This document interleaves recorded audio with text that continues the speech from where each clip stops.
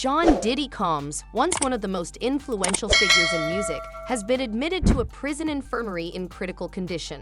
His health has rapidly deteriorated and medical professionals are deeply concerned.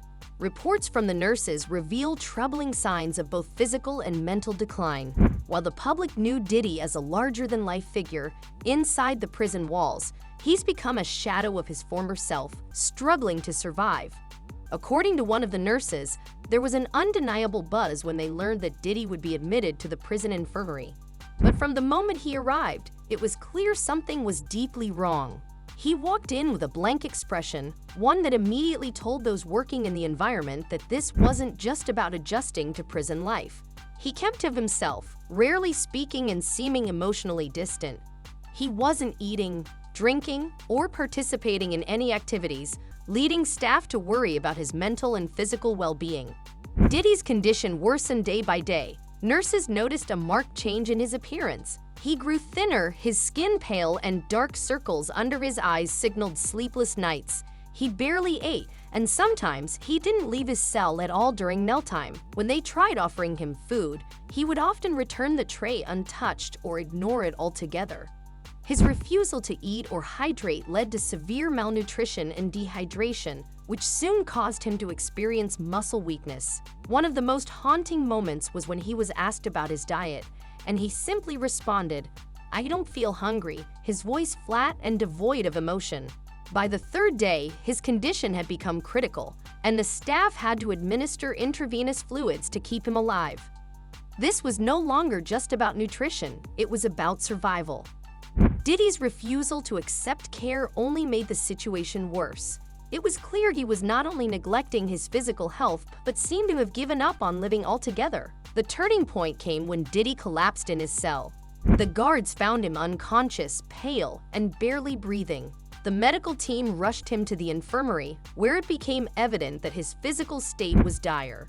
His blood pressure was dangerously low, his heart weak, and his body cold to the touch. As they worked to stabilize him, it became apparent that Diddy was also struggling with withdrawal symptoms. Tests confirmed that he had substances in his system, likely used to numb the emotional pain he was facing. His body was failing, and his mind seemed to have retreated entirely. During his treatment, the staff worked tirelessly to manage his withdrawal symptoms. They offered medication to help him through the physical pain of detoxing, but his mental state remained a serious obstacle. He went through periods of confusion, alternating between moments of lucidity and deep apathy. When he was able to speak, his words were often troubling. At one point, he quietly murmured, "I don't know how to stop anymore." These words seemed like a cry for help, but his resistance to any form of help was equally apparent. Psychological support was offered, but Diddy resisted every attempt to break through the wall he had built around himself. The mental anguish seemed more insurmountable than the physical toll his body was enduring. His depression was evident. He spent much of his time in isolation, and even when he was engaged in medical care, his responses were hollow, as if he had completely disconnected from reality. The psychological damage from his prison experience is immense. Once a man who thrived in the spotlight, Diddy now seemed to carry the heavy weight of his past mistakes. His words, when they did come, often expressed deep regret, and there was a profound sense of guilt and self-loathing. He confided in one of the nurses, saying, "All this I did for nothing. Everything I built, everything I fought for, and look where I am now." This raw admission seemed to reveal the emotional devastation he was experiencing, but it also underscored the depth of his despair. Medical and psychological teams worked tirelessly to help him regain some semblance of stability. The most significant challenge, however, was his refusal to cooperate. His resistance was not just to medication, but to life itself. He had lost the will to fight, and without that, even the best medical care couldn't fully address his crisis. Despite this, the staff continued to care for him. They knew that no one, no matter their past or their mistakes, should go through such a struggle alone.